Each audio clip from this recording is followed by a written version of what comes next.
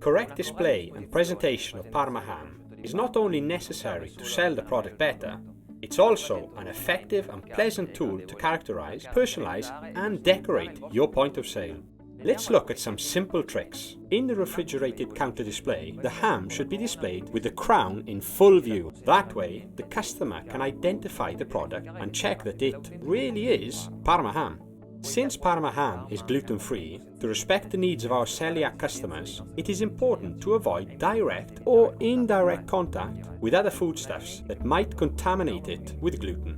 Something to be avoided is to prepare the slices at the beginning of the day and put them on display in the refrigerated counter display, ready to be sold. For Parma ham, this procedure is completely wrong because the slices dry out and change colour, and the taste gets ruined. In fact, Parma ham is more delicate than other hams because it contains neither preservatives nor colouring and should be sliced and wrapped in paper only when being purchased. On price tickets or boards, I always recommend highlighting two things: PDO Parma ham and the months of maturation. A further element to be emphasised is the name of the producer, as is done with wines.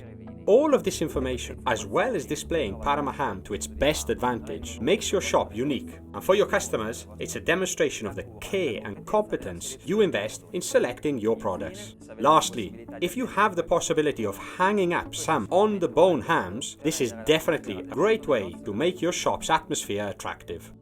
On a restaurant menu, we strongly recommend writing PDO Parma ham, indicating the months of maturation of your ham, and, if possible, also the name of the producer, just as you do for wines. When the ham is an ingredient in a recipe, instead of writing simply ham, it is a good idea to write Parma ham in full. This gives even more value to your recipe, because you're not using just any old ham, but prized PDO Parma ham.